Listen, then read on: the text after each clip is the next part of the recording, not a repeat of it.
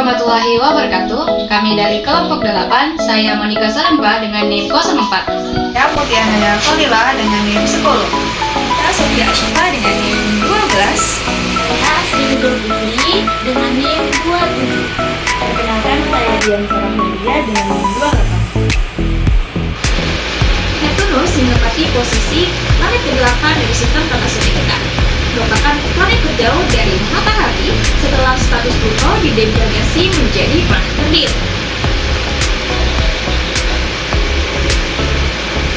Neptunus berada pada jarak rata-rata sekitar 4,5 miliar kilometer dari pusat tata surya. Jauh sekali bukan? Karena letak yang sangat jauh ini, Neptunus memiliki periode waktu orbit yang sangat lambat, yakni sekitar 165 tahun bumi untuk menyelesaikan satu kali revolusi. Sekali bukan? Hal ini berarti sejak ditemukan pertama kali melalui prediksi matematika oleh Urbain Le Verrier dan Johann Bell pada tahun 1846, Neptunus baru menyelesaikan satu kali putarannya terhadap matahari pada tahun 2011 yang lalu. Nah, sangat misterius sekali bukan planet Neptunus ini? Untuk mengetahui lebih lanjut mengenai planet Neptunus ini, yuk kita dengarkan materi selanjutnya yang akan disampaikan oleh rekan saya. Great Dark Spot merupakan sistem badai anti-silikon raksasa di atmosfer Neptunus yang pertama kali ditemukan oleh wahana Voyager 2 pada tahun 1989. Badai ini memiliki ukuran yang hampir setara dengan planet Bumi dan dikenal sebagai salah satu wilayah dengan hembusan angin tercepat di tata surya, di mana kecepatannya sekitar 1.200 km per jam.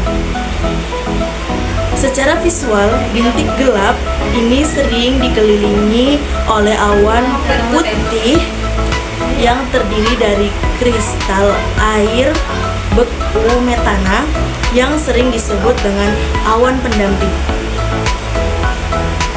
Berbeda dengan bintik merah pada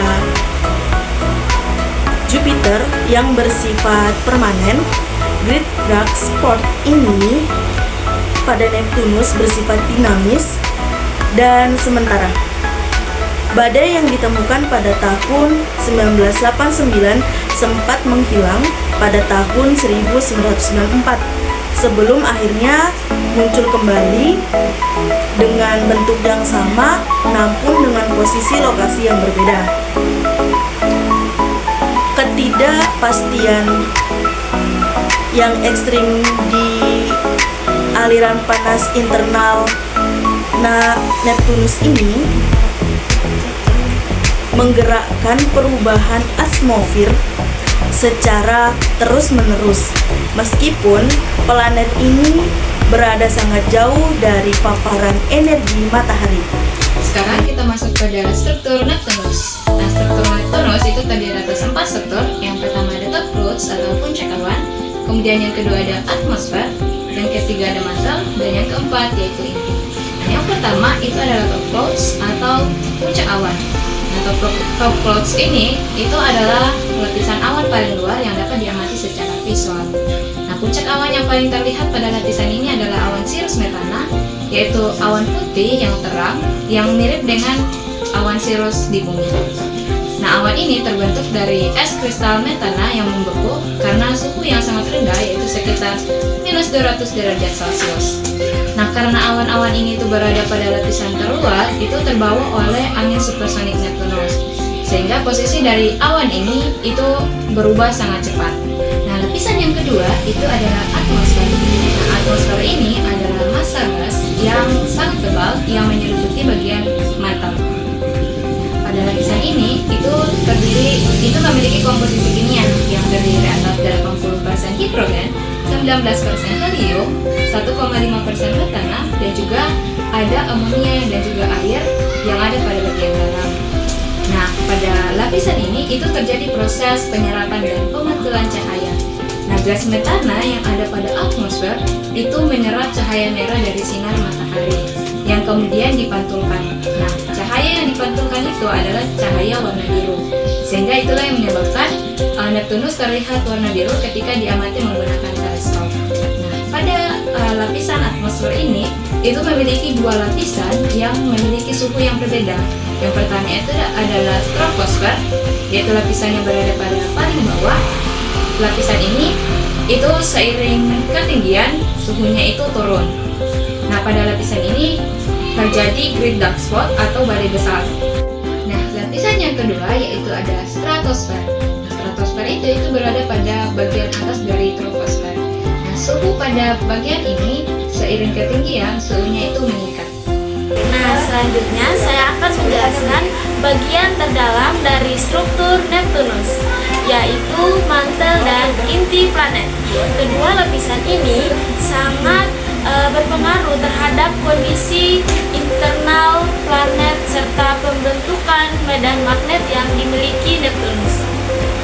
Nah, mantel Neptunus terletak di bawah atmosfer dan terdiri dari fluida superkritis yang kaya akan air, amonia, dan metana cair. Meskipun sering disebut sebagai lapisan es, materi pada bagian ini sebenarnya berupa cairan yang sangat panas dan padat dengan konduktivitas listrik yang sangat tinggi. Lapisan mantel ini menyusun sebagian besar volume planet dan berperan penting dalam menghasilkan medan magnet Neptunus yang sangat unik. Oke, kita lanjut ke Triton. Jadi Neptunus itu mempunyai 14 satelit, di mana salah satunya yang paling mendominasi secara gravitasi adalah Triton. Nah, uniknya Triton ini mengorbit secara regrade. Artinya apa? Dia mengorbit itu berlawanan arah dengan orbit Neptunus. Nah, ini membuktikan teori dari para astronom bahwa Triton ini merupakan objek dari sabuk lipat yang terperangkap oleh gravitasi kuat dari Neptunus. Nah, permukaan Triton ini terbuat dari gas nitrogen beku yang dingin, di mana itu menunjukkan juga aktivitas geologis yang kita sebut kriovulkanisme, yaitu gas nitrogen cair yang menyembur ke atmosfer tipisnya. Nah, untuk satelit-satelit yang berukuran lebih kecil seperti Proteus dan Nereid itu ukurannya berantakan dan tersebar di sekitar Neptunus.